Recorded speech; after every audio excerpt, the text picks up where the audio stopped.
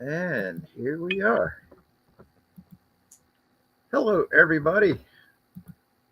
Uh, Looks like we are, yep, we're running a few minutes late. I'm sorry for that, but we've got reasons. To start off, I'm going to give everybody a brief update. My Discord got hacked this morning. So if you're getting messages from my old account, uh, don't don't do it. Don't look at it. Don't take it. Especially, oh no, let me see where that put it. Um, where are you? There we are. If you get a message from me saying, "Hey, something came up," that's not me. Uh, Hold on. Get down. I'm sending. One of my friends sent me this uh, screenshot of it, and I'm sending it to Wavo so he can bring it up and do a share screen. So y'all can see it and know, hey, don't do this. Let's see. See, and what actually made the hack happen? Just responding to it? Kind of. Or I thought I was talking to Osaka because she said that she had gotten hacked. There it is. She had got scammed by somebody who sent a link she had clicked on from me. This is basically zoom in on it so people can see it. All right. This is pretty much the exact same script Let me see here. that they used on me. Now, the second image I sent was the current fraudulent activities report that got sent to my friend. But for me, instead of it having his symbol on it, it had mine. And I thought that somebody had hacked my account and scammed Osaka and got her into trouble. so that screenshot's probably fake. Or yes, it's fake. it is. It's all that is a fake screenshot. And this morning I was able to get a hold of some of the people on public servers that I was on, that was able to get a hold of other people to let them know, hey, this ain't me. Somebody's hacked my stuff. Be careful. Thankfully, several of the people, like Broccoli, was like, I ain't buying this. But they did contact. Once I was able to get a hold of them, I'm like, hey, this is a warning. Please be careful. Somebody has hijacked my entire Discord account, and which means I've had to rebuild my my servers, including for my channel. Which is, if you'll notice, there is a new link down in the description to my Discord channel. It leads you to the new Discord channel instead of the old one that's been taken over by the scammers. Please be careful. I don't want anybody else getting caught up in this stuff because it's already got they had gotten through to Scooby Pup and Osaka, which is how they got me. So please be careful, especially if they're coming at you through somebody that you trust. Yeah. And the odd thing is, usually they're trying to get you to, when they say like something's come up, I need help with money. Can you send me something? And it doesn't seem like any of this was happening, so it almost looks more malicious than just a scammer. And several of my friends, when the scammers contacted them trying this shit, that I had told them what had happened. So they were expecting somebody to try something, and they read them the riot act and got blocked by the scammers that had hijacked my account. Nice. And Yep. they're like, "You should be ashamed. You've hijacked a disabled veteran's Discord that he uses to contact his family that's overseas. Have you no shame?" Now, was the Sokka and Scooby's Discords servers taken out as well? Did they have servers, or was their Discord taken out? Their Discord accounts. I've not heard anything back about what has happened to them, or if anybody's been able to get in any type of contact with them. I sent a message out on Twitter X letting people know, hey, my Discord's been hacked, so be careful. I did the same thing on Facebook, and because that's the only way I've got to the point where Discord's been how I've been able to interact with everybody since for the past year, almost 2 years now. And so I've been actively doing this stuff since 5 o'clock this morning. Trying to, Dang. which is how they got me, was the fact that I was half asleep when I got the message from who I thought was Osaka about this shit. And yeah, it's not good. And so be careful with it.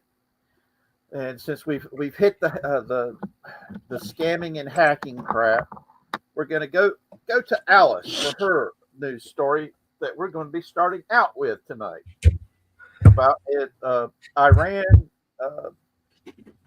doing massive cyber assaults and hitting one of the biggest medical suppliers in the States. So go for it, Alice. Tell everybody. So yeah, so this story kind of hit really home for me when I'm standing at work this morning and I hear all this commotion in the hallway, and we're like, what's going on? Lots of things could be happening. And we find out that Stryker has been hit by a cyber attack. And it's a bit crazy because, at first you look at we were immediately told. Their servers were destroyed. Our reps have no communication. They can't use their cell phones. Nothing can be charged for. Nobody knows where supplies are. So that was a little crazy to think that they were this disconnected. But when they pushed the attack through, it took out over 200,000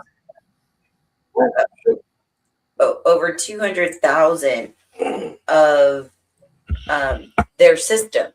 And what a lot of people may not know about the Stryker company is that they make a wide range of things for the medical field. They make everything from orthopedic implants, which we use a lot at our work, equipment. Over half of our equipment in our ORs are Stryker. They make defibrillators, pacemakers, and all of these things have AI components to them. As well as they also make Mako robots.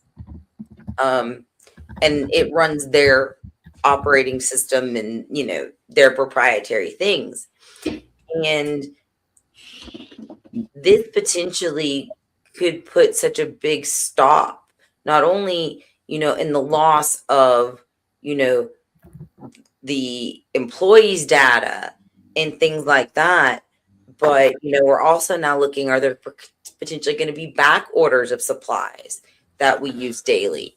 We went smokeless for our electric cauteries the beginning of the year. Yeah. Stryker is one of the major suppliers of those units. Wait, So is Stryker the same company that has the they make the monitoring equipment for implants? yes, they do. They have their own division of. So here's where the things start to go funny is certain areas of the country, from what I've seen and what I can gather, some are having more problems than others. Some of their systems aren't even talking to each other. Some people are reporting no big issues. Some are saying, hey, we didn't use Stryker stuff today. So the bigger picture that is kind of scary, I think, is there was also 5 or 50 like terabytes or one of those very large. There was a lot of data in general taken and stolen in this attack. Stryker has a lot of proprietary things. And within that, if the enemy, let's just say, So it was confirmed it's Iran. They okay, claimed responsibility. okay. If they've acquired this information of these proprietary technologies, developmental technologies, how so many of these systems work, how much more damage they could do with another attack, and So how much. my fear is things like pacemakers and things of this nature that this equipment is supposed to monitor. Mm-hmm. Can it not be hacked and cause people's pacemakers to either speed up, slow down, or just stop? Yeah, I mean, they're even. What happens if you're under surgery with one of these robots and the attack happens? They can tell that robot, I guess, to do anything. Right. And there is a running joke in our OR. Like, I didn't name one robot Velma and one robot Daphne, and now the other robot is the mystery machine. They actually do have really cute name labels that were made for me. So, and the mystery machine was a very big surprise the other day when I walked into work by one of my reps. We joke all the time, don't piss the girls off. They're going to take your arm off, or don't piss the girls off. They're going to take you out. That's a scary thought. And now when you see the way these robots work and move, and Strikers do work very similarly, they can have a mind of their own.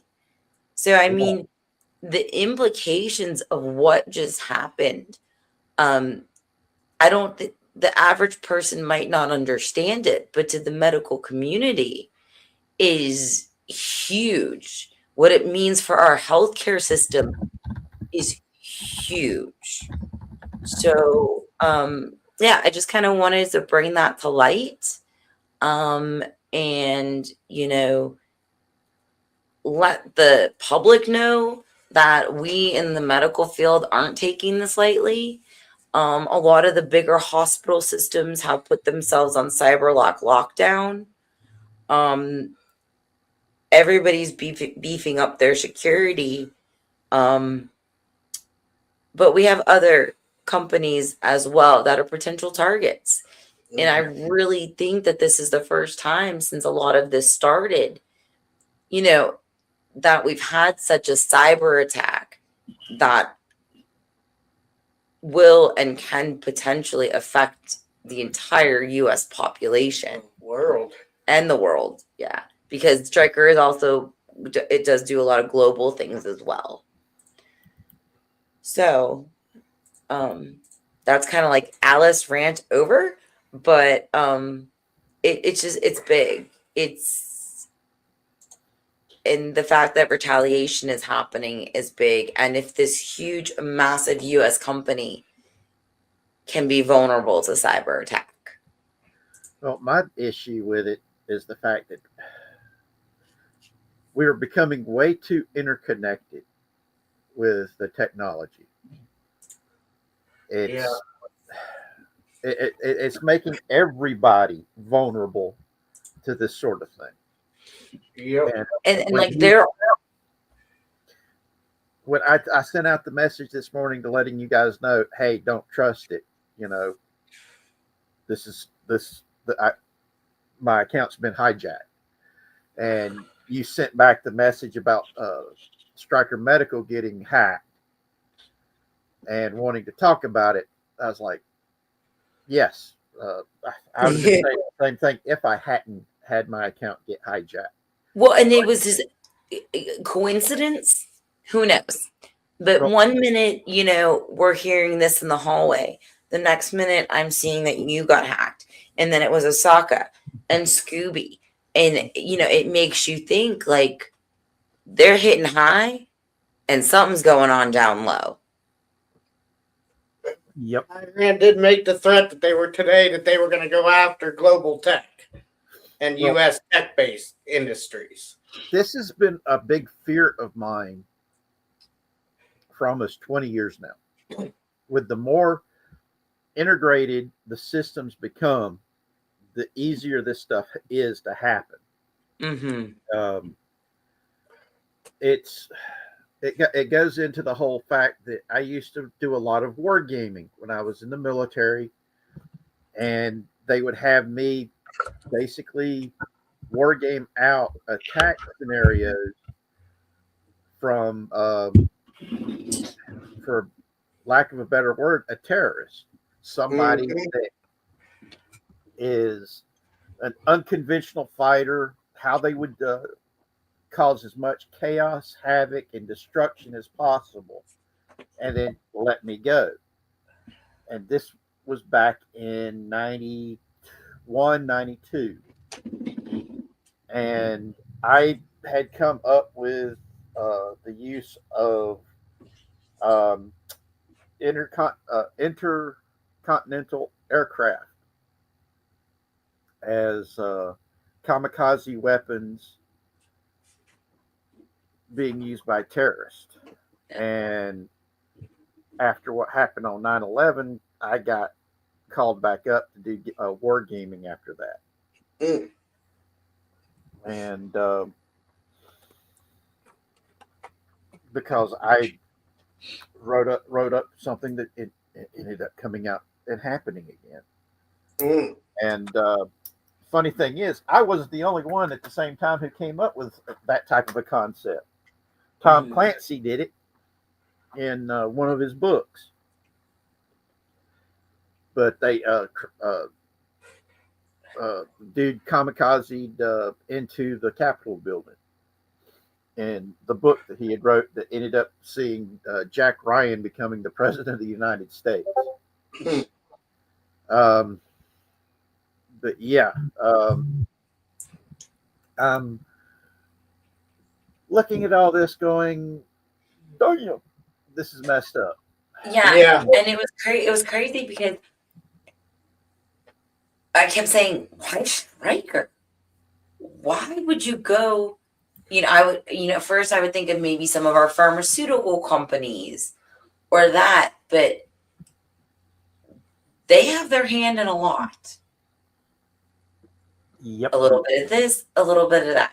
We do have other companies that do too, but it was like, all right, if you're going to make a point, make a point. Because at first I was like, oh, it's just a medical thing. And then I was looking at it going, oh no, but they're into tech, they're into this, they're into that. Yeah, and the fact is, this stuff,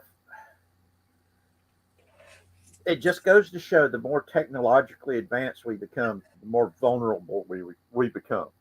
Yes, and like we're blessed at my facility where we're a bit more disconnected because we're outpatient. Yeah.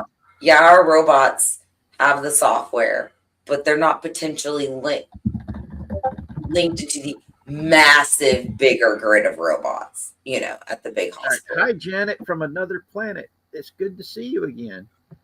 Hi, Janet. Wow. Or our imaging systems, we still do it where we have to print out our images. They don't go to a greater cloud in a sense. Yeah. Now we can scan them into a cloud, but we're still much a physical, we still physically chart. So, you can always come back to us because we keep them for X amount of years. We still have physical copies for 7 years of everything or so, give or take. So, that's the one nice thing about our facility is we're a little bit more disconnected than most.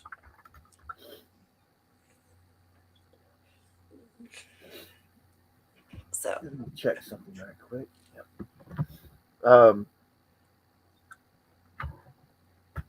Janet is saying that she can't hear us very well. I just moved the mic closer to Alice, so we'll see if that helps. I can hear you guys just fine. All right. Okay.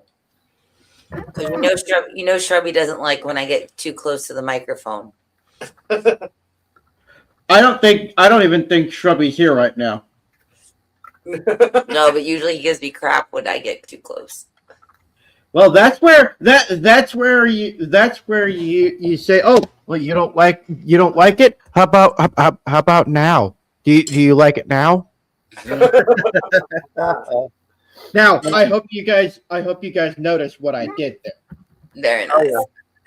Well, yeah, you take your proximity to the mic, and you get even closer. Now, one of the things that I also I don't like the fact that there's not as many redundancies in the system anymore. And that also scares me. Because the checks and balances, in bigger facilities are wrote off to it's in the system. Yeah. Oh my gosh. That is like the kiss of death when it comes to a statement. It's in the system. Where in the system? Is there a backup system? And that's the problem, though. People say, "Oh, we got a backup for it. We got a backup for it," and in reality, they don't. No, and that's where, we always joke that, we're a brand new or a couple years old facility, but we're still in archaic times without, having everything digitalized at work. But now I'm kind of going, you know what? On a day-to-day, if we had to, we could run our facility with bare minimum technology, with just what we have that we can plug into an outlet. We, in all actuality, don't particularly need for a day's work to have to get on the internet. Yeah, is it nice, to have our big board up and this, that, and the next thing, but we could operate completely old school. And that's where I think some ways they become too reliant on technology. That's where I'm at. I'm worried that we've become way too dependent on it because there's so many hospitals right now. They can't do any procedures if the computers go down. Right. Yep. And I have seen cases where a doctor amputated the wrong limb all because somebody did not read the chart right. Mm-hmm.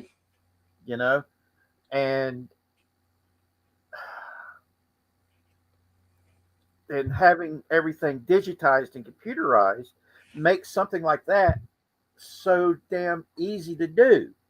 I mean, there was it wasn't, I think it was Diagnosis Murder or something like that.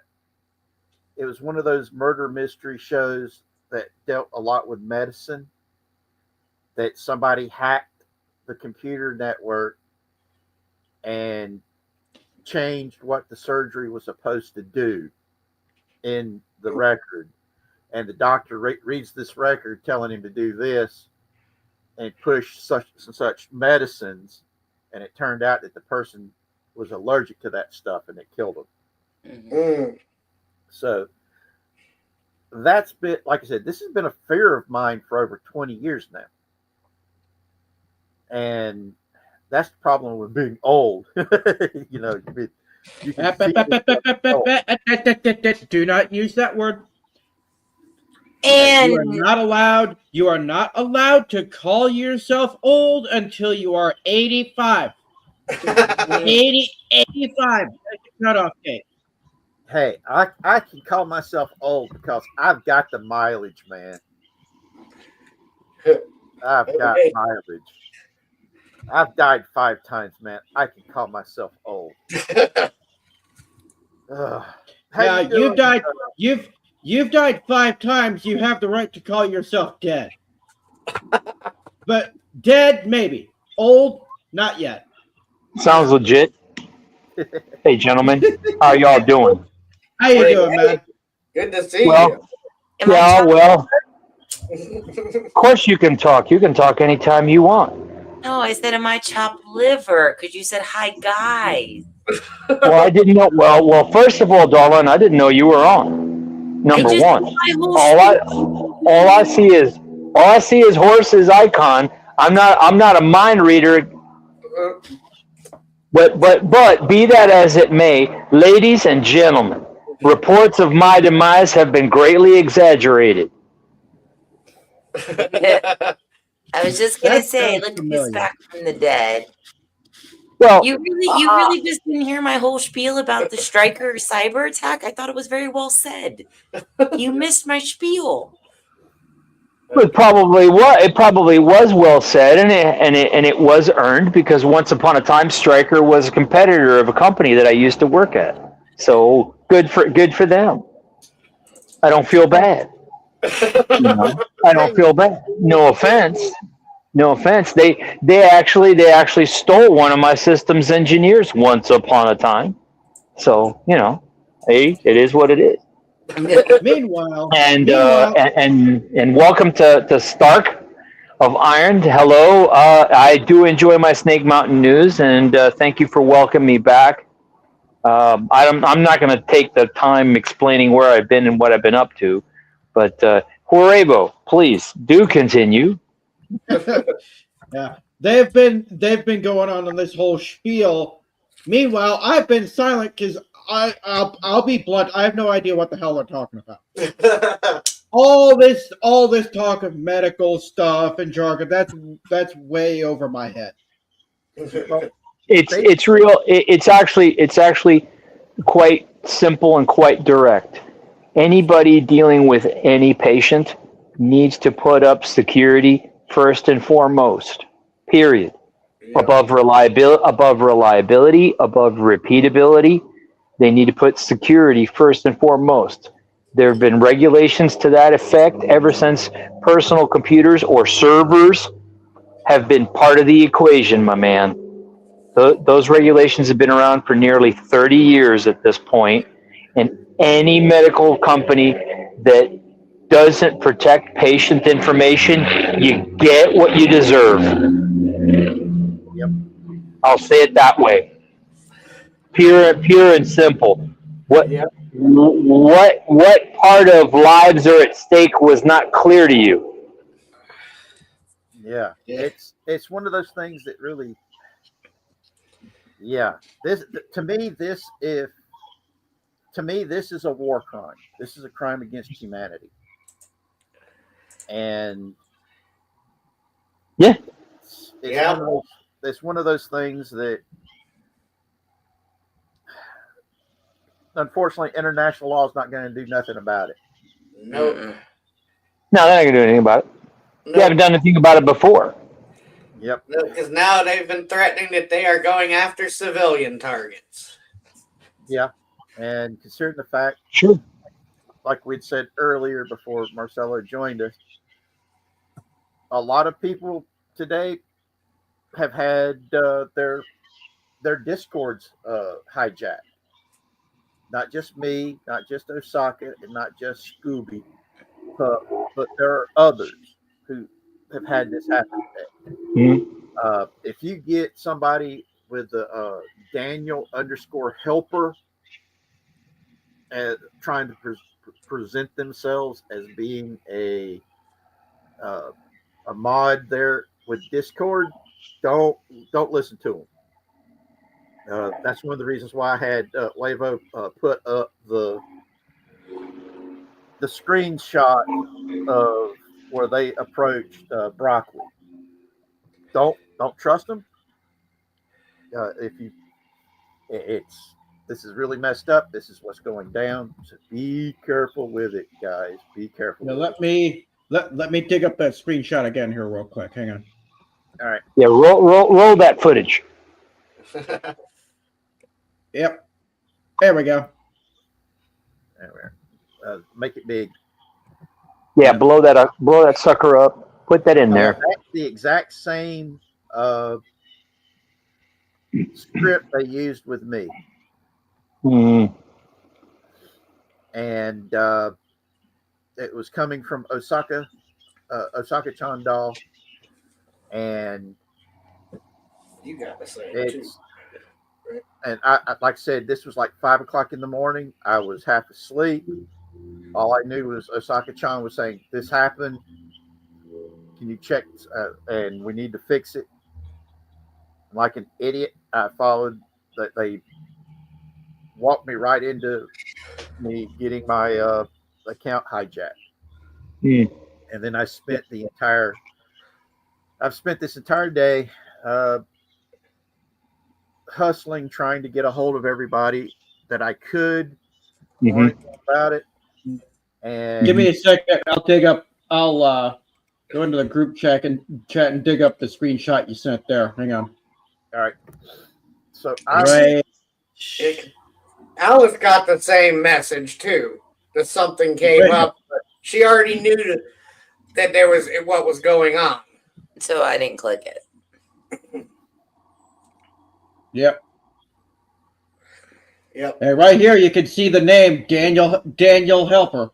And they make it look like that's the Discord moderator the way that screenshot reads.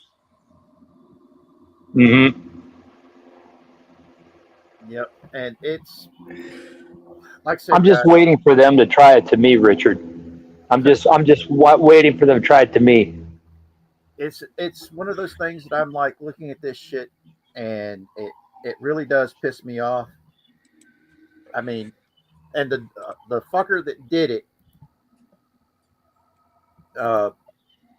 we're sitting there talking, and I'm like, look, I ain't got no money. I don't get why they're trying this shit with me. I'm a cripple. I use Discord to be able to communicate with my son overseas. That's all I use it for. And to communicate with my family. That's it. That's all it's for. And I tried to get Nitro, and my accounts won't acknowledge it, so I can't use that. And they still did it anyway, and have been using my account to try to snooker other people so they can scam them. They've already killed my my gaming server. Wow. We're in the process of transferring everything out of the original channel server for this channel into a new server. The new link to join the new server is down in the description. I'm also having to do the same thing with my original family server that I created, so the family can communicate with Zachary and interact with him. And yes, y'all guys will be getting the links to it, because guess what? You're my family. So yeah, you're getting that too. Ha ha. Go figure. Now it's crazy that we're in an age where we are so reliant on technology and it can be taken out so easy, and how things that seem so physical, like warfare, has turned so technical into AI. And it really made me appreciate today when I was able to pick up the phone and just text somebody and say, hey, listen, this is what's going on. And I got a text right back.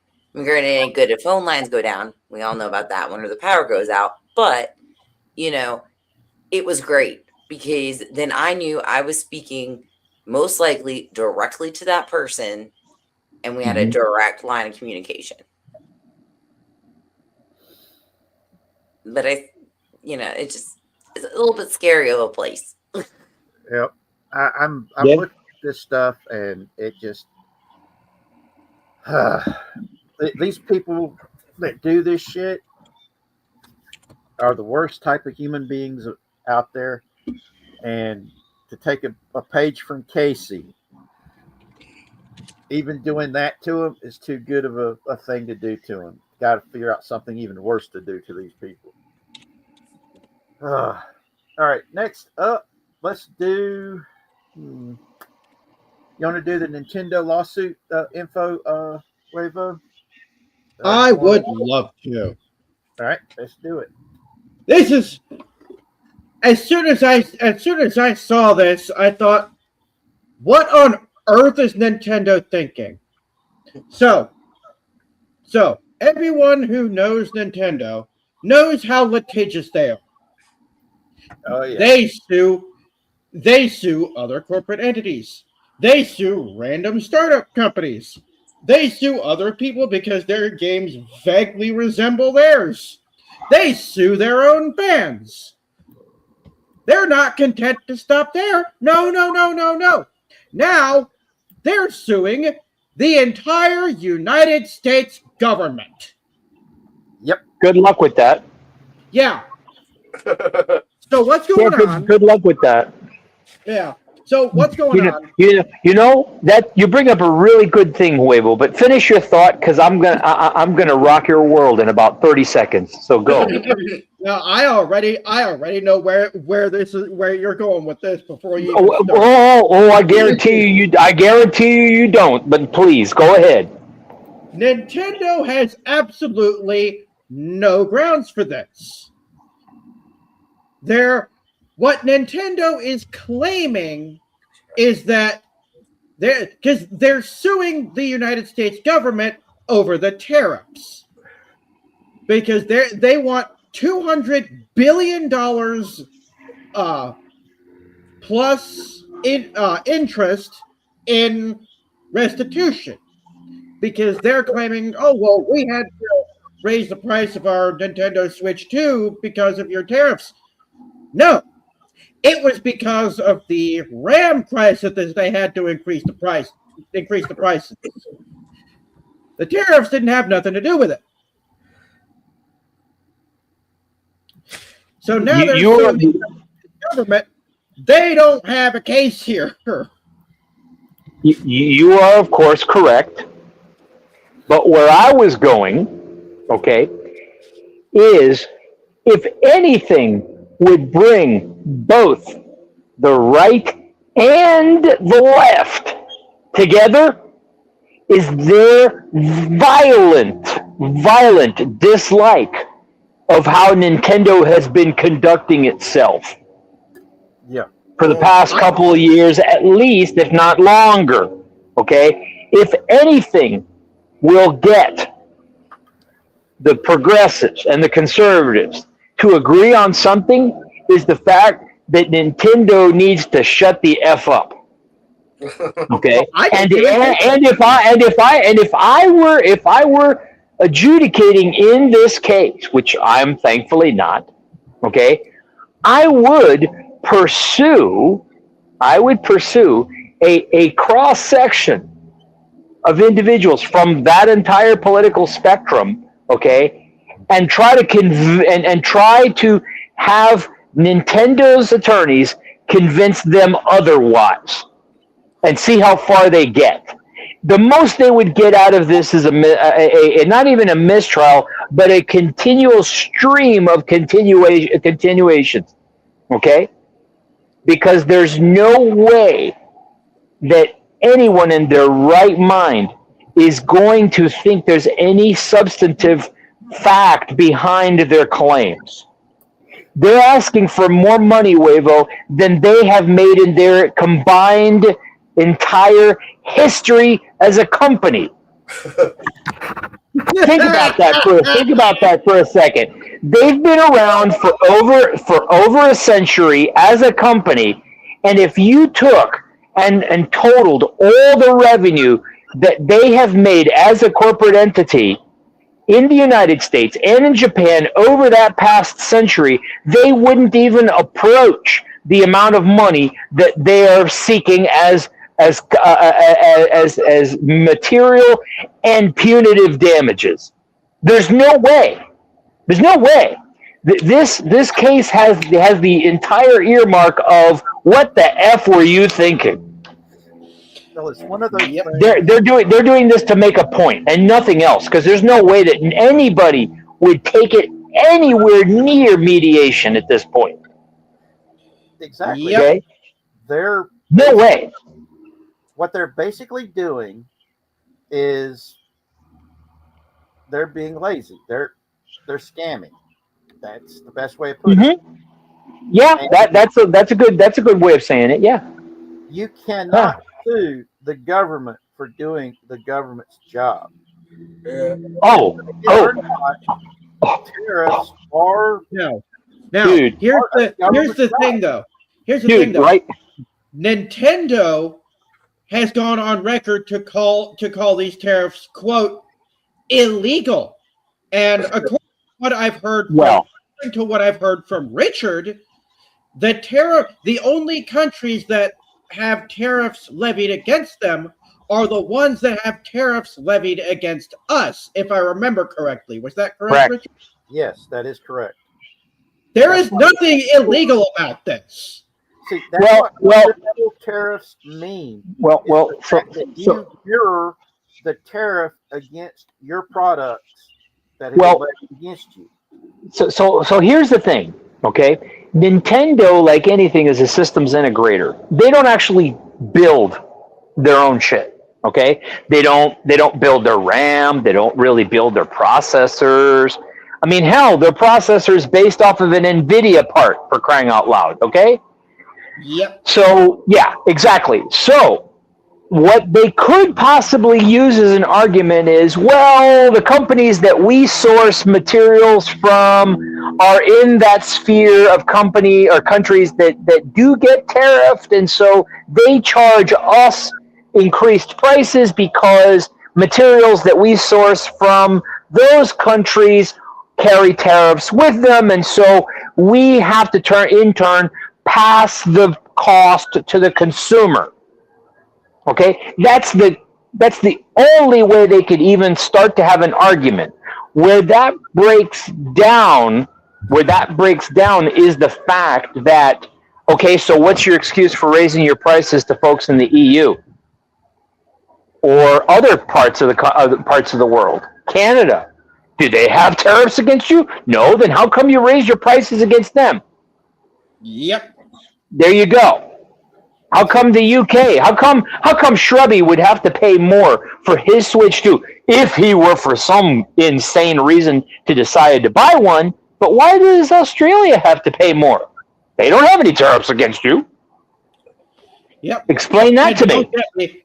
And don't get me started on Brazil.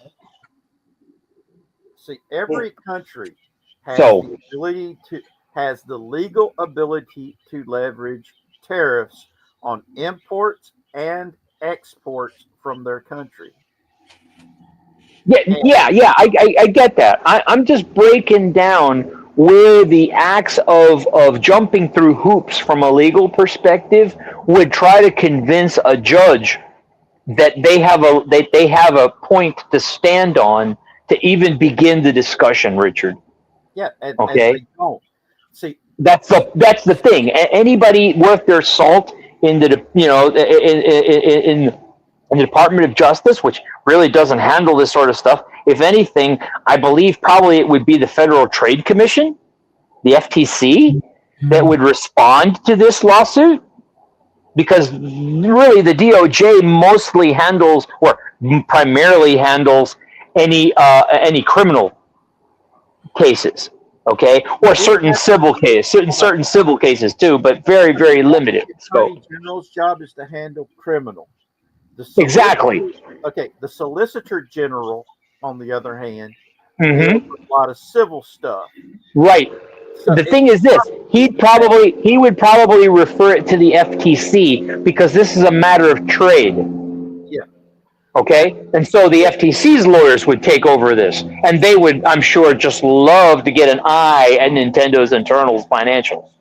Yeah. Now, I'm just saying. I think what I think ultimately is happening here, what I think this all boils down to is Nintendo's balls are getting too big for their underwear. Well, it's a scam. They're hoping that the government will just throw some money at them to make them go away. No, that's not going to happen. That's not going to happen. Not realizing That's not going to happen. that you've got President Trump, who is a former businessman who has dealt with stuff like this in his business. The difference is, if he was still doing this as a business, yes, he would toss money at them. But You know, this is a government, and the government has lawyers that can drag this out and make a big business like Nintendo go broke by dragging the shit into the next century. Matter of fact, and what I was going to say, and thank you for giving me the layup, is if I were the attorneys in Sony, I would be reaching out to the government right now and saying, hey, how can we help? Yeah. I'm not kidding you. If I were the Sony's attorneys, I would say, hey, how can we help? Yeah. You know? How's that one for you? Because they only have something to gain out of this, and Nintendo trying to pull this trick out, this rabbit out of the hat, only plays further into Sony's hands. Yeah. At the end of the day. Exactly. Yeah. This only plays into the further demise of the Xbox. And the further growth of the PS, whatever they come up with next. That's what gets me, man. That's what really gets me. Yeah. I saw that and I was like, great. This is going to be fun. Let's bring some beer and popcorn. Yeah. Honestly, I would love to do a YouTube video talking about this topic. Where I could have Richard kind of explain the ins and outs of how tariffs work. Because there are a lot of idiots out there who don't want to do their research, who just go off of whatever they hear like-minded people say and assume that is true. Yeah. You know what's interesting about all this is that we are talking about this and not the legal mindset. Yep. Yeah. He's not talking about any of this stuff right now. Which is frankly who I would think would want to go out there and talk about this, because that's right up his alley. Okay, and the fact that we haven't seen anything really posted from CBR or IGN or any of those cats. None of those cats are talking yet. None of those cats have picked up on this and had a real substantive conversation, okay? And yet, here, small community that we are, we're laying it down for the public. You know? So stay tuned, folks. Nintendo has really stuck their face in it this time. Yep, I'll put it to you this way, okay? I would be surprised if sales of the Switch 2 don't tank more than they already have, Wavo. I kid you not. I would love to see the sales figures going into the second quarter for Switch 2, not only consoles, but games. If I were a third-party publisher for Nintendo right now, I'd be seriously questioning the viability long-term and even short-term of publishing for that platform anymore. Seriously. Yeah. Yep. If I were part of legal counsel for any of third-party publisher, I would be really asking myself, are we really spending our money publishing for this platform wisely? I mean, Sony is difficult to work with as it is, but I mean, this just plays into them becoming more of a gaming monopoly as it is. Yeah. With all due respect. Well, one of the things that this whole thing has is the fact you've got people who literally have gotten to a point to where they think their poop don't stink and they're too big to fail. And that the only times you have something that's too damn big to fail is if it's like, say, a massive banking company that literally, if it does fail, it's going to crash everything. Yeah. Now, yeah. We're talking about Nintendo, which is an entertainment thing. It is not tied in to banking. It's not tied into anything other than the consumer economy. Yeah, Richard, if they won't bail out Warner Brothers, if they won't bail out Paramount, if they wouldn't bail out Disney, what makes them think that they would get a leg up? Yeah. With all due respect, okay? I mean, yes, Mario Brothers, but it's Mario Brothers. It's not a cornerstone. It's not a cornerstone of the economy. Exactly, and that's the whole thing, And now, you want to know a fun little thing I think Nintendo's not taking into consideration? I'm doing a little bit of research here while you guys are having this chat. Mm-hmm. America represents 40 to 43% of Nintendo's net sales. Yeah, that sounds about right. That is not a small number. As an attorney would actually use that to make part of the point that I made a few minutes ago. That number right there saying, hey, we might be the largest market, but we don't constitute the majority of the net proceeds to the parent corporation. Why should we be held to the standard when we don't account for the majority of your income to begin with? I mean, this is a free market economy after all. And if we do not account for the majority of your sales, that's just the free market doing what the free market does. Exactly. And I'm looking at this stuff, I'm trying not to roll my eyes because I don't. No, roll your eyes. roll your eyes. Why not? Vertigo, man. I don't want to get vertigo. Ain't gonna do it. Ain't gonna be prudent. Ain't doing it. But hey, we'll be keeping this. We'll be keeping our eye on this because, well, Nintendo keeps doing stupid shit. Yeah. And whenever Nintendo does stupid shit, we got to talk about it because, well, they're doing stupid shit and wasting people's money. I'm gonna call this. I'm gonna call. I have a name for this segment.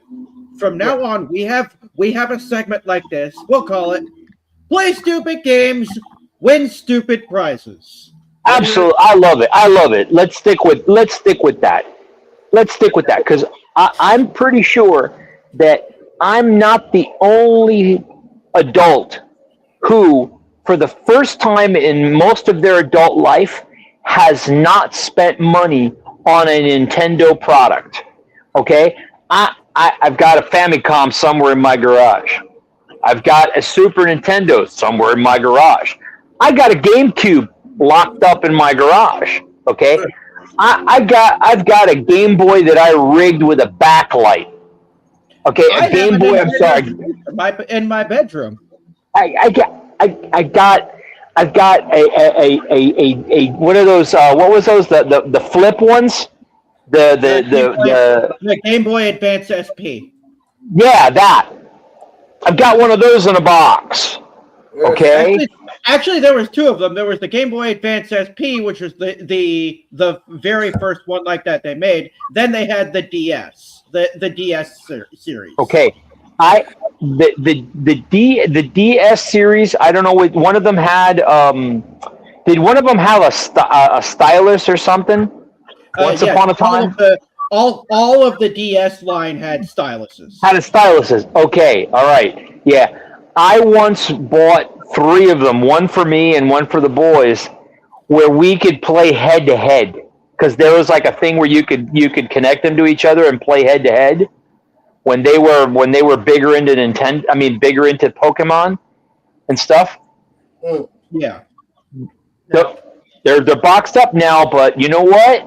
I still have my Wii. I found my Wii controller last week. Okay? There is no way that I would buy a Switch 2 now. No way. Even if I got a steal of a deal. Okay? Even if I got a steal of a deal. There's no way. Yep. Tony posted, "Fun in the bun. I hope we get more juicy news to rip apart.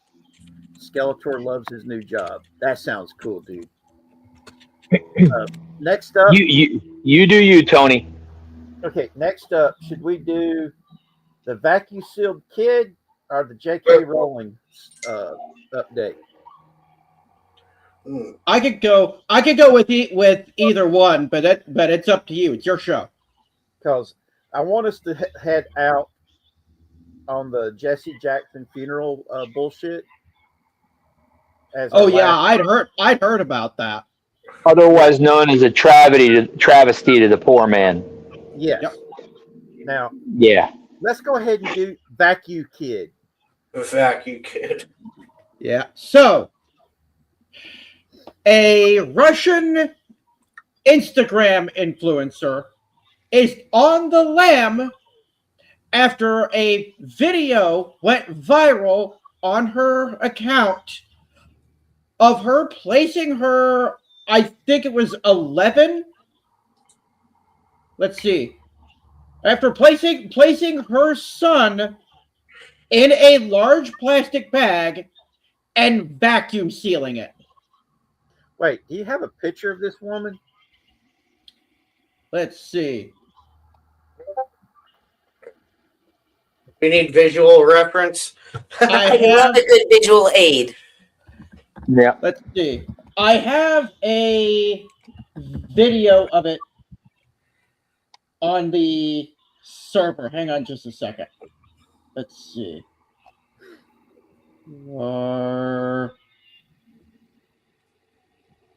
Here.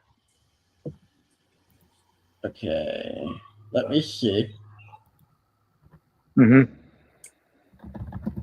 All right.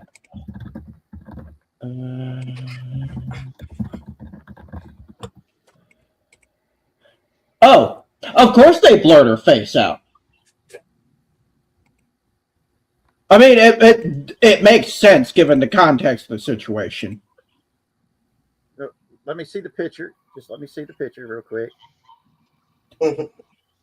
I got it down below. Did you post it? Because I don't see it.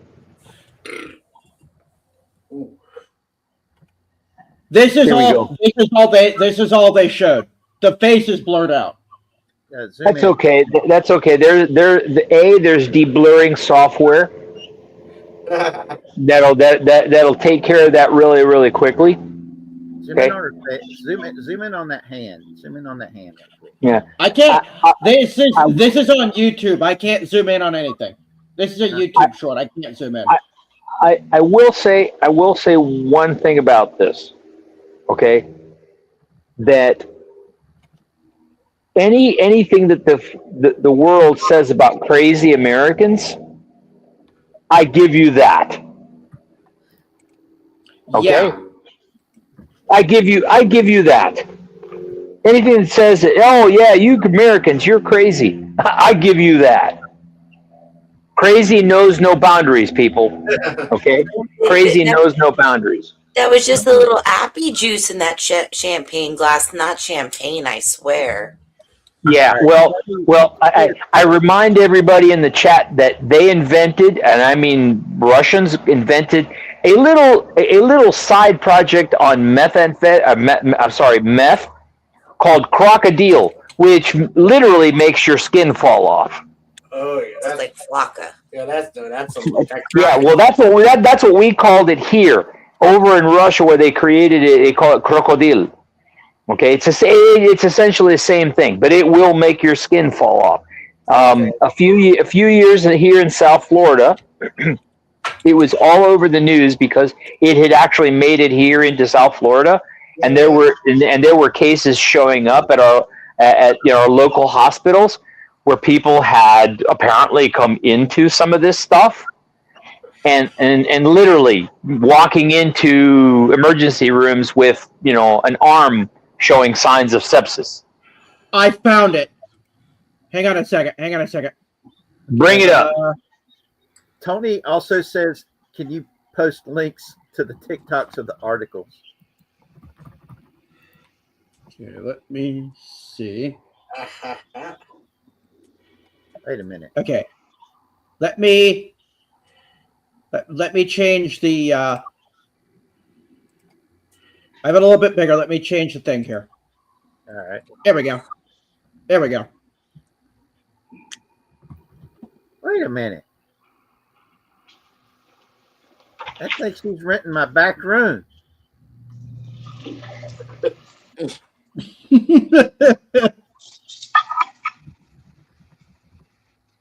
You know what the funny part is?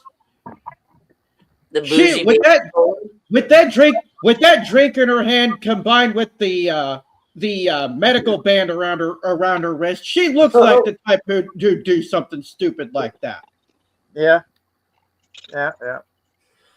I did make a joke, saying, "Hey, she looks like she might be renting my back room." It's like that Jeff Dunham joke. I think he's our gay stalker. Yeah, but damn, this story is one of those of holy shit. If this was happening in the United States, I could definitely see CPS chasing her all over the place. Oh, she'd be charged with every count of child abuse under the sun, made an example of. Tell us, this would have made TMZ. Okay, I'm just going to leave that right there. This would have made with TMZ, right there. Yeah. Not even a question. If she were in Florida, not only would they have found her already, but she would already be in prison, and they would have already ripped her apart. Yep. Well, Florida does not F around when it comes to stuff like that. Yep.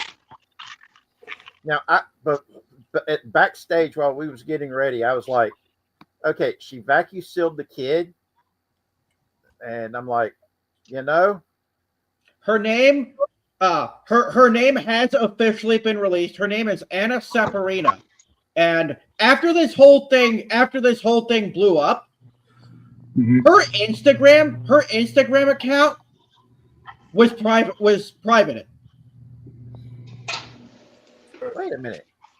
Well, that was probably done by Instagram itself. Anna, that name sounds familiar. I think she's a porn star. In the immortal words of Shrubby, that tracks. Yep. Son of Mars, you are roboting like crazy. Yep. Okay, I was going to say, in the words of Shrubby, that tracks. Yep. That tracks. Shrubby needs to be here right now. He'd be having a field day with this. Oh, yeah. Field day. The word I'm thinking in my mind is he would be excoriating, which is another nice way of saying drawn and quartered. Yeah. Oh, I missed your big words, Marcelo, so much. Okay. All right. I'm looking But yeah, thinking,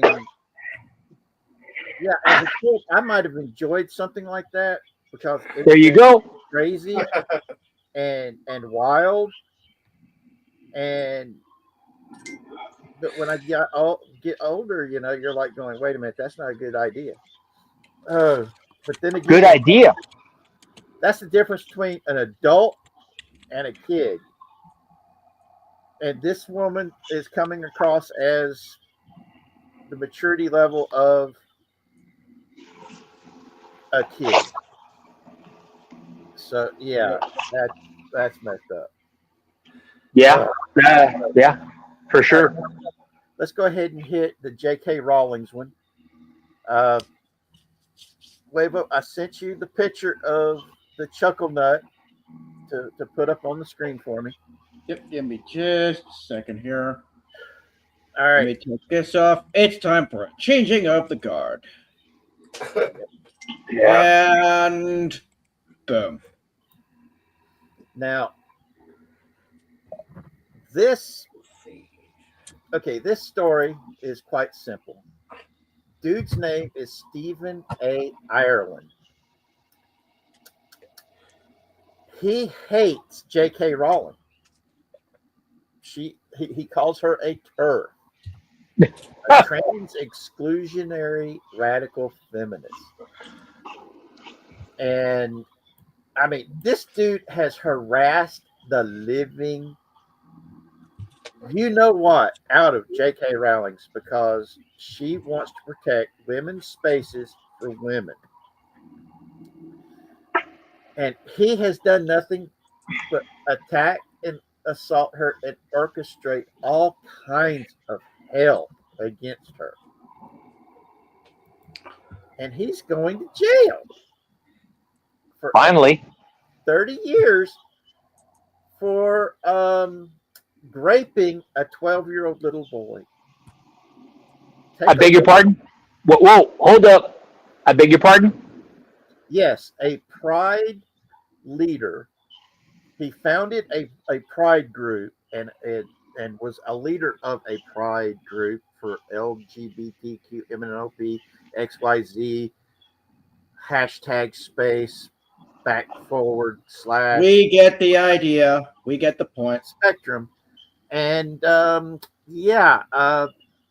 he going to jail for 30 years for raping a little 12-year-old boy. Take a look at that face, boys and girls, and everything in between in the audience, and tell me you're not surprised. He looks like he is on so many drugs. Yeah. He's got that look that makes you go, Yeah. no, and you put on a pair of iron pants. Nope, ain't happening. Nope. Well, nope. well, you see, here's the thing. Here's the thing. That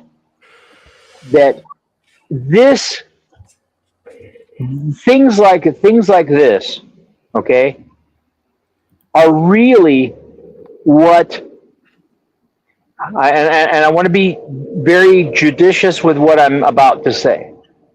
This sort of stuff, okay, is really what the LGBT community should be talking about to itself and asking some hard questions about themselves. Like that, people will say, okay, Christians, Jews, they should be looking at themselves and this and that. Are they being exclusionary to other religious groups and this and that? Well, look at yourselves, folks.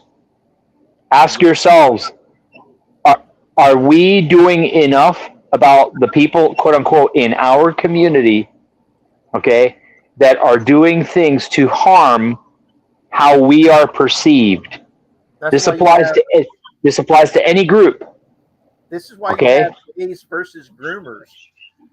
Absolutely, and there is a very large group of, and there's also the channel here. It's very large, very followed group on X. The group Gays Against Groomers was Yep. actually started by a lesbian.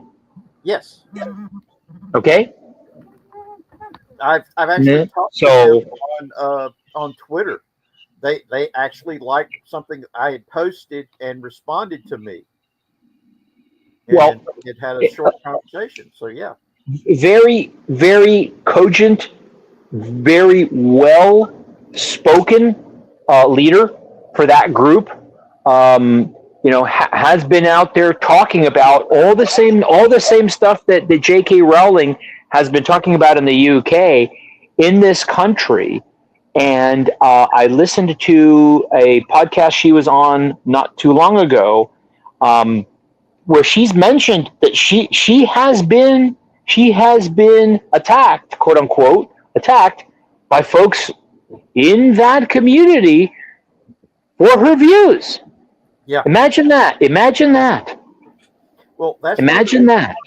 You've been seeing more and more of the L, the G, and the B's wanting to divorce themselves from everything after that. Yep.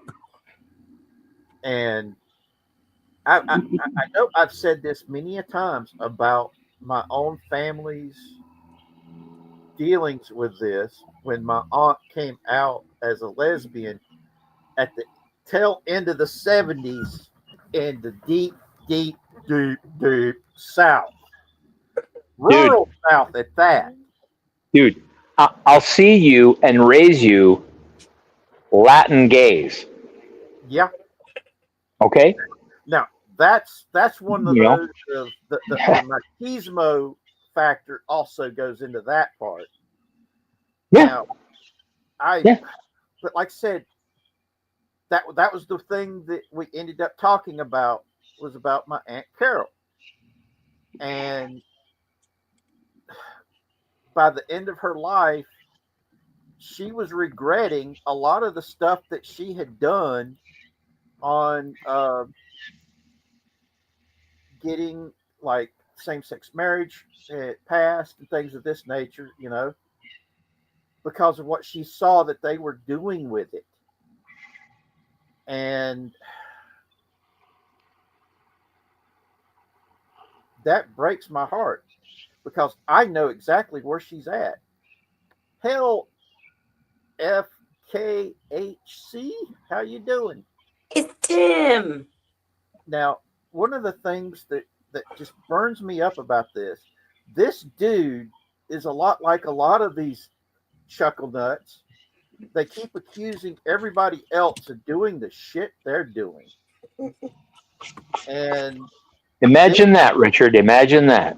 And then when they get caught with their winky stuck in some little kid's body, they try to make out like, oh, this has nothing to do with what I was doing. You're just coming after me because you don't like the fact that I'm this way. And I'm like, no, you're breaking the law. We need to chop it off and feed you to Chippy, who's out there going, well, let law run its course. Let law run its course. The thing is basically this, okay? Hey, people, leave them kids alone. Yep. Okay? No, I'm looking at this dude and I'm like, good old Pink Floyd. Yep. Now, we do have our last bit for tonight to talk about is the Jesse Jackson funeral. Oh my God. They hijacked Jesse Jackson's funeral. Including his son. Well, his son, even before they started, he gave a speech begging all the people that came in not to make this political because he knew he had seen every time the Democrats have had a funeral like this, they have made it a grandstand thing. And he did not want that to happen. And yet they did. yes, I mean, I've watched the videos of him before and after the funeral, and how he was sitting there going, "Let's be respectful, don't make this political," and all this. And then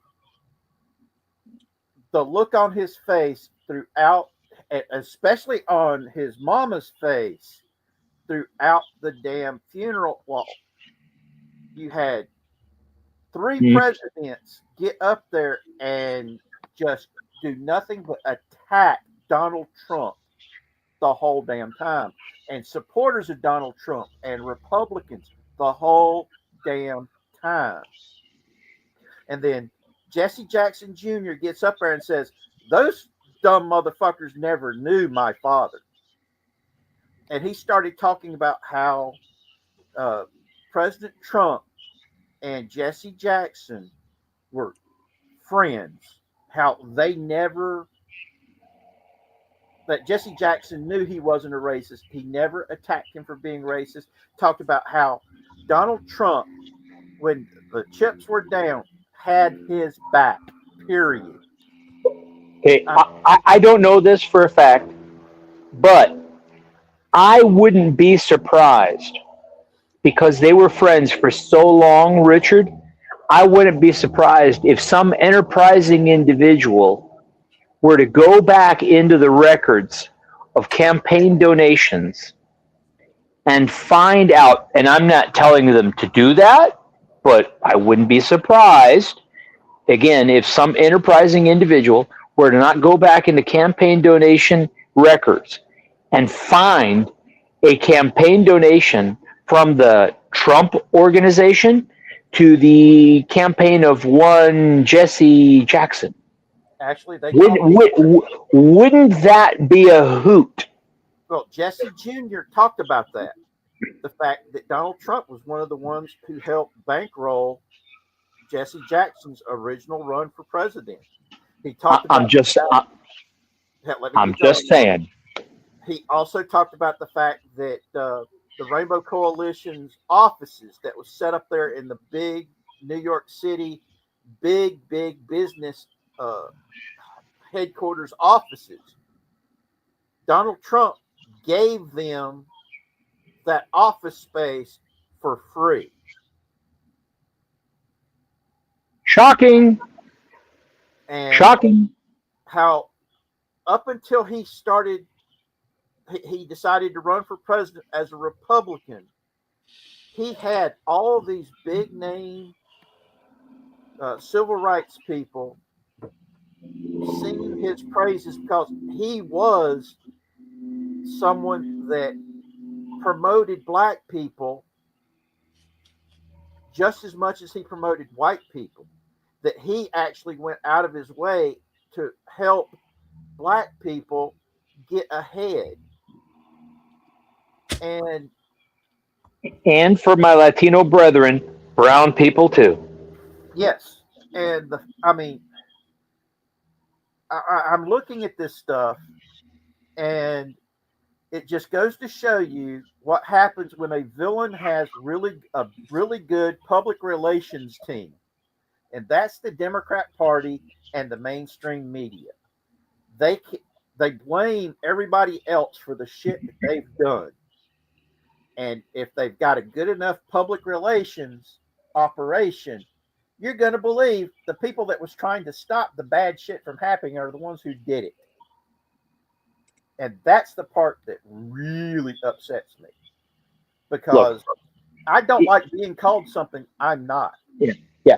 If we go back and we look at the debates from 2015 and early 2016, the pivotal moment, okay, for me was, and he does some whack things, okay? He does some wonky things that I'm like, what are you doing, dude?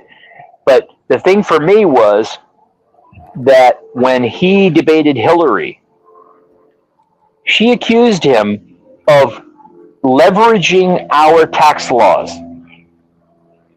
Okay, accusing him of not paying quote unquote sufficient taxes, and he basically outed the entire establishment. Yep. Very simply, I used the same laws that your contributors used to make money, which they are now using to contribute to your campaign. And but you know what? He should have also added to that. I should know I used to contribute to you, because that would be the truth. Absolutely. I didn't say that, but I was thinking it. Okay? Donald Trump was extremely close friends with the Clintons. And when Bill Clinton got questioned during the Epstein stuff, he actually talked about the fact that he still considered Donald Trump a friend. I'll go you one further. Okay? In her depositions last week, Hillary was like, well, I don't know this Ghislaine Maxwell person. She's an acquaintance. And I'm like, excuse me. I mean, I know that people with money do certain weird or whack things, but someone who's just an acquaintance, do you really invite them to your daughter's wedding? Exactly. Huh? She doesn't have money. Her father wasn't a billionaire at that point. Her father wasn't even alive at that point. Okay? If they're just an acquaintance and they're not in your quote unquote monetary circle of, people, you just invite them for what reason? An acquaintance to your daughter's wedding? For what? Nah. Sorry. Not buying it. Get over there. Yeah. All right. Now, one of the things that gets me about this whole bit was how Jesse Jr. read them the riot act afterwards, Mm-hmm. and how the mainstream media hasn't shown that as much as they showed Clinton, Biden, and Obama just lambasting Republicans left, right, and center. It's ridiculous. And I'm looking at it going, damn. And the fact, I mean, it's just one of those things where you're like, what the hell's wrong with you people? And the only thing it boils down to, it doesn't fit the narrative that the mainstream media wants to go with. And when you've got that happening, they don't like that. I mean, it's No, of like, course not. it's just Of course not. really fucked up. And I'm Yeah. just looking at how Yeah. crazy it is. Yeah. They'll change the subject every single time. They will try to reframe and redirect the conversation away to something else. Now, I was watching It's as simple as that. CNN and the way they've been handling what's been going on in Iran, and I'm gobsmacked at the stupidity of it. There was this thing that happened on The View where they were trying to be assholes about it on The View, and the one conservative goes, "Nope, ain't happening," and basically calls them out for their shit. Yeah. And they had to take it because they were right. She was right. That They had no substantive comeback, Richard. Yep. I am hoping this means that people are starting to wake the hell up. And Richard, even a CNN poll shows that most progressives agree with this action in Iran. yeah, Most progressives agree with this. Mhm. and they also, the majority of people agree with the SAVE Act, with having photo ID. because every other country on earth has that requirement to vote. Is Yep. you got to prove you are who you say you are, so somebody else isn't voting in your name. Yep. And I'll dump into you again. The Hispanic spin on this. Most Hispanics, if you ask them privately, Richard, they'll tell you that. They'll say, yeah, we should have that. Because in the countries we came from, quote unquote, we came from, that's the law of the land. well, that's the law of the land. I think we're the only country that doesn't require it. Yeah. You try to vote in a Chilean election without identification of being a Chilean citizen. Good luck with that. Yep. Good luck with that. Now I'm looking at. Don't do that. That hurts. I've been looking at what's been going on for decades now. I've been keeping track of this stuff my entire life.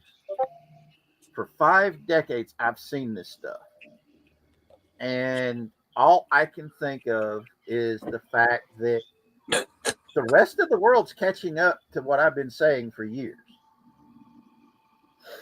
And I do have hope for what's coming. So I'm trying my damnedest to not completely lose hope that the future's got a chance. But you know how I look at the world. Hope for the best, prepare for the worst. That's the best way of putting it. Mm-hmm. It's kind of like the House Stark from Game of Thrones motto of "Winter is coming," which basically means prepare for winter coming. You know, and it's just one of those things. You know, my family has a joke. Our family totem should be the cockroach because we survive no matter what you do to us.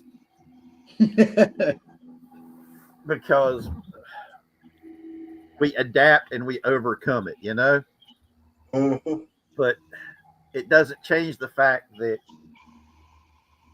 there's stuff that we've had to deal with that we really didn't want to have to deal with. But that's Yep. life. Yep. And it's one of the reasons why my online family means so much is y'all go through a lot of the same things and we give each other support, you know. And I want to extend a personal thank you to you and the others who know what's happened to me over the past couple of weeks. And I appreciate that. So it's the first time I'm going to talk about it briefly, openly. But I want to say thank you to y'all for hanging in there with me and giving me some space. Man, that's tough. So, you know, still kind of sort of dealing with it, but you know, I mean, I'll throw this out at you, Richard. Why were the Marines created in the first place? They needed to make a naval assault, and so they couldn't find nobody willing to volunteer for it. So they went to a bar where there was a whole bunch of drunk sailors and said, "If you'll do this for us, we'll give you free booze." And they looked at each other and said, "You had Sure, why not? booze. Let's do it." Yeah, but why did they have to do that? Let's dig into that briefly. Why did they have to do that? They were up shit creek without a paddle. Well, but why were they up Shit's Creek without a paddle? Okay. History lesson for today. Okay. There were these things called Barbary pirates, and what were they doing? They were messing around with our trade and taking our people as slaves. Yes, there is a book out now that has been talking about this, that the number of Europeans taken into slavery into the Muslim world was in the multi-millions. Yep. Yep, and I want to be clear, if we're going to go there, I'm not talking about religion. I'm talking about politics. I'm talking about politics here. Okay, we're going to talk about this. Not going to talk about religion. We're going to talk about politics. So, want to be clear about that, Richard. Yep. But please continue. But like I said, the Barbary pirates, actually the Marines first got their start early, but the Barbary pirates is where we ended up getting the nickname the Leathernecks for the Marines, because they used these awesome weapons called scimitars that were very good at chopping people's heads off. It's one of the reasons why that saber that the Marines carry is stylized after a scimitar.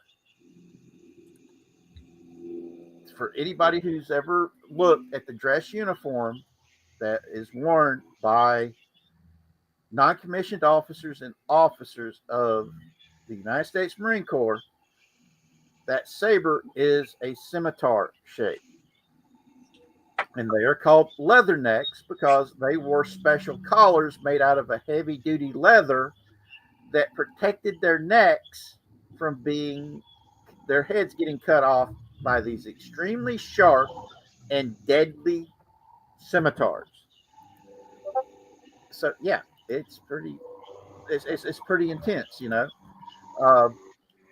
We had the first naval vessel that we ever had that got ganked and turned against us was the USS Philadelphia, one of the original first purpose-built frigates of the United States Navy. And they sent the Marines in to destroy it. Not recapture it, destroy it. Yep. So, yes, we've gone through some. Oh Yep. yeah, and they went through it because other countries weren't getting the job done. Because they weren't just messing with our trade, they were messing with French, Dutch, Spanish, English, Italian. And the funny thing is, trade. what was going on is we were paying the Barbary Coast so much tribute money for them to leave us alone, and they weren't leaving us alone. Mm-hmm. And President Thomas Jefferson looked at the budget and saw how much of tribute we were paying these Arabic princes not to attack us and enslave our people. And the amount was so astronomically high. He was like, no more. No. For half of this, we could build a fleet and go over there and kick their asses. And that's what we're going to do. I'm going to ask you a question, Richard. Yeah. What political entity did Thomas Jefferson help create? The Democratic Republican Party. Thank you. Thank you very much. The precursor to what? The Democratic National Committee. Yep. Okay. How far they have fallen. I'm not even going to go there. I just wanted to leave that there. The fact is that they put this country first.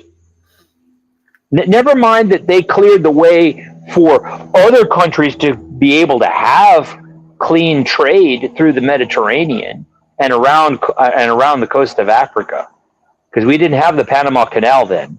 Okay. But they said enough of this crap. Yep. And see, that's just it. All right. Our nation has had to do. Hold on, my computer's making noise. There we go. when we've been faced with really tough decisions, we've had to make them. We've you've pushed us too far. Yep. You know, we will be your friend until you start pushing us too fucking far. And Yep. that's when the whole fuck around and find out aspect comes out of us Americans. Our Americanism comes out. We break out the shotguns, we break out the machine guns, we break out the M79 grenade launchers, and we go, all right, Bring out the spray bottle, Wavo. Bring out the spray bottle. we're gonna kick your butt. Break it out. Break it out. Hang on. Because there's some things you don't do. Rich, Like I said during the Iran Richard. I'm just staying The tangent bell has been rang. I'm just staying on target because this is a good callback to the Iran deep dive that we did. And the kicking the can down the road, you can only kick the can down the road so often. I'd rather kick the can in the nuts, personally. Now, it goes back to that old saying of the butcher's bill is going to come due one day. And you're going to have to deal with it when it comes due. Yep. And that's where we're at today, is they've kicked the can, they kept kicking it down the road. Mm-hmm. And that's what happened with Thomas Jefferson, and he had enough, and he went after it. Yep. Now, we're in that boat today. Now, during the deep dive into Iran, I talked about Operation Ajax that removed a popular prime minister because he nationalized their oil industry there in Iran. And the biggest owners of that oil industries was what is today BP, British Petroleum. Say that word again. Say, who again? Who? British Petroleum. Oh, wait a minute. That doesn't sound American, Richard. It's not. It's British. Okay, thank you. Thank you. It was the British who taught our CIA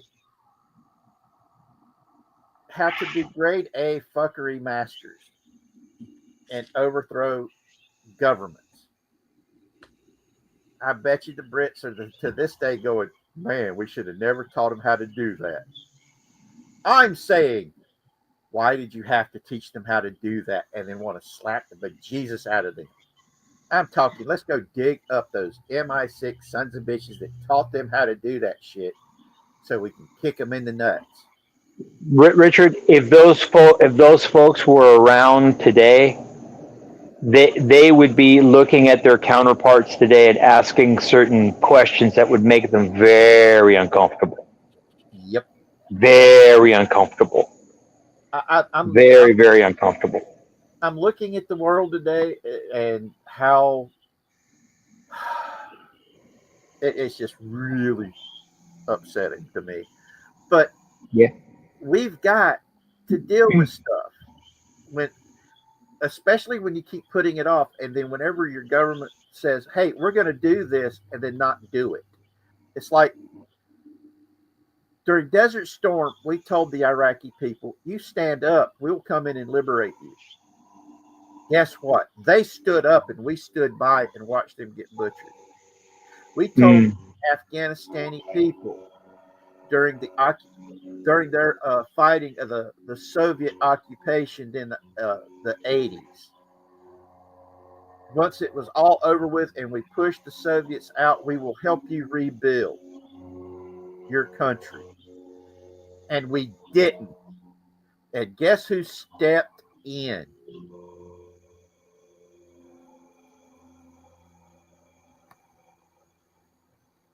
Osama bin Laden, and used his family's multi-billion-dollar construction company to go into Afghanistan and rebuild it and put the Taliban into power. When we don't keep our word as a nation, it's going to bite us in the ass down the road. Okay? We have to make our politicians keep their word. Yeah. Yep. Because Yep. That's impossible. That's impossible these days. The only way we'd be able to get politicians to be honest again is to bring back hangings and lining people up in the street. Well, I mean, if you want to go, if you want to go Andrew Jackson, maybe, but let's not go that far, okay? Hey, that's why I say we need to legalize tar and feathering again. Again, I wouldn't go that far, but I hear where you're coming from with that. Okay, No, tar and you know. feathering is all about the shame. Well, that brings up a different topic. Maybe that's worth having a whole different self-reflection conversation about in the future. Because this situation, in a way, we did it to ourselves. Yeah. We set ourselves up for it. Okay.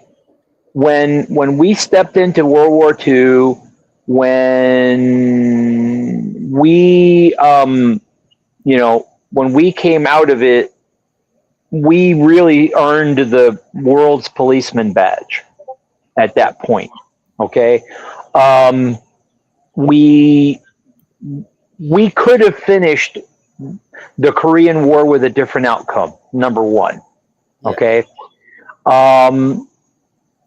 We didn't have to step into Vietnam the way we did. Okay. I actually had a talk about this.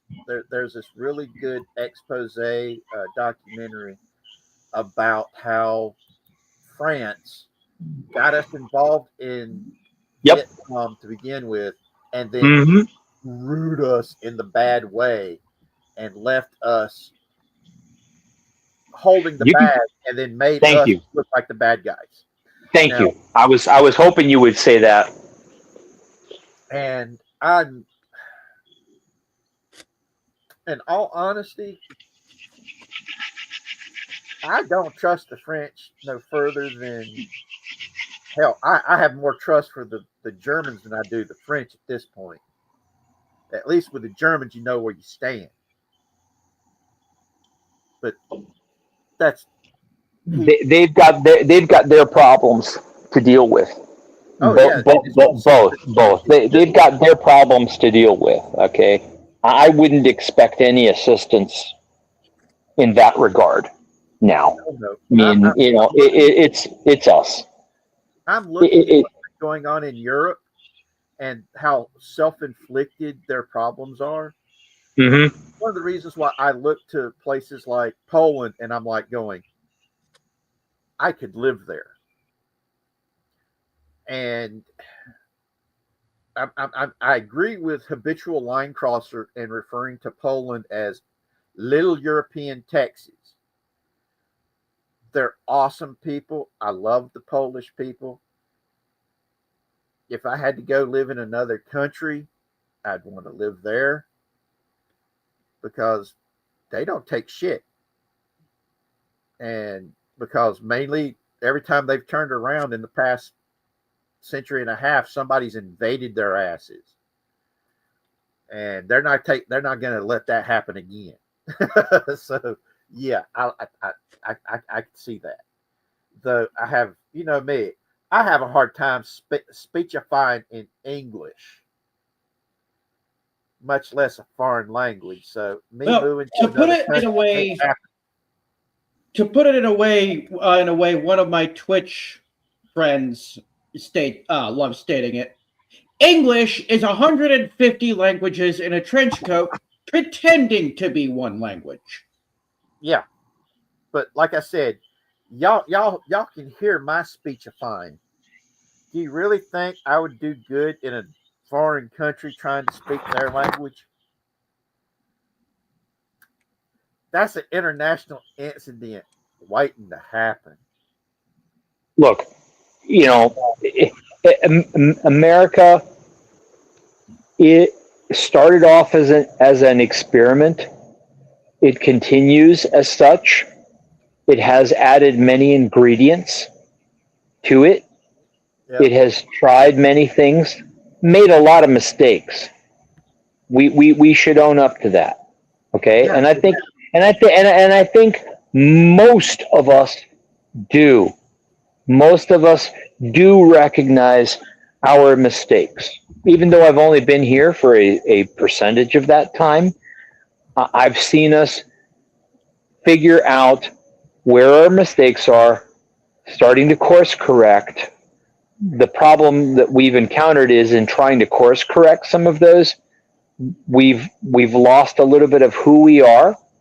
Yep. And we're trying to find our way back. Okay? I think most of us are working to try to find our way back to being that melting pot society. The thing is this, that when you are a melting pot society, which is what we claim ourselves to be, okay, it is you melt into the rest of us.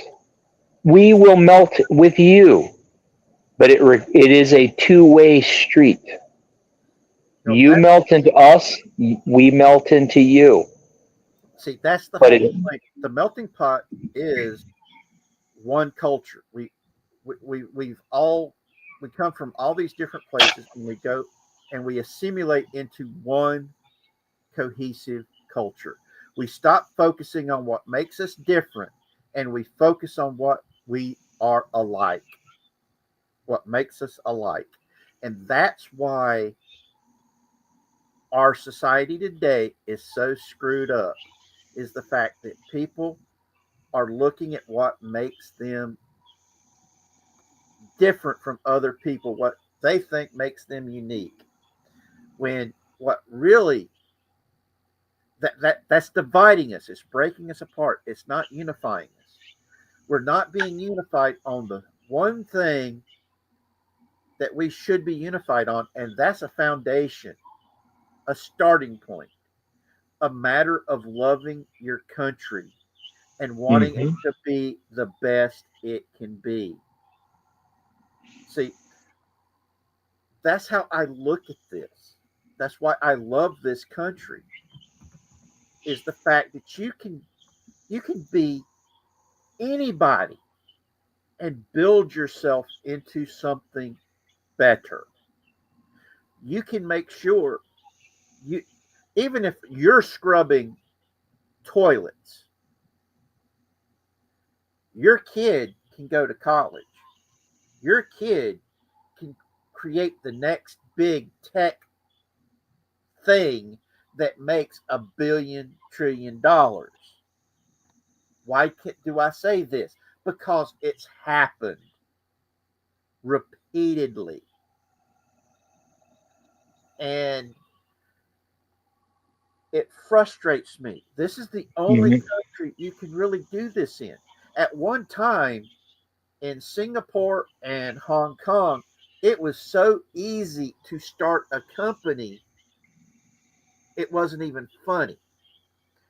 John Stossel did a special talking about what it took to start a company in the United States and comparing it to other places in the world. It was an amazing hour to watch that show. I recommend it. Now, we've hit all of our subjects today, and we actually had a really nice tangent moment, which required the tangent bell. Yep. And I'm sorry I got off on a tangent, but hey, it was educational. I think some of y'all might have learned something new about history. So yeah, there's that. Now, to wrap it back into it, we're here to share things, share the stuff we love, share our opinions about what's going on in the world. to try to bridge the gap that exists between the right and the left and the middle. Carlos, you silly man. He says, I still like my buns toasted. Yeah, I do. But especially if it's sourdough buns, man. I love my sourdough buns. But anyway, everybody, we need to hawk our stuff. Wavo, you got anything coming up, or are you still going to be on hiatus for a little bit? I think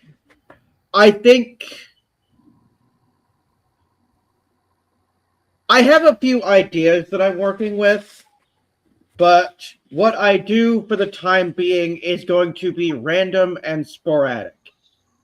Yeah, I know you got the big let's make fun of Snow White coming up. I'm working on the thumbnails, drawing up the thumbnail for it tonight and tomorrow and probably Friday. It all depends on how well I can get it going. Yep. What about you, Marcelo? You got anything coming up you want to talk about? No, not right now that I want to say publicly, but I figured maybe you and I will jump on a podcast and talk about, well, what happens after Iran, Yeah. considering a little island nation about 100 miles off of the Florida coast. Oh, yeah.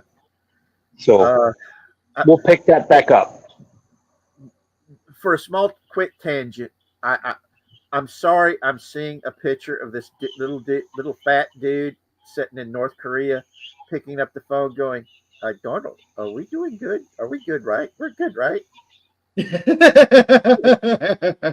bad's about to happen to me, is there? I'm your little Rocky Man, remember? Come on, Donald. Notice we haven't heard a peep out of the guy.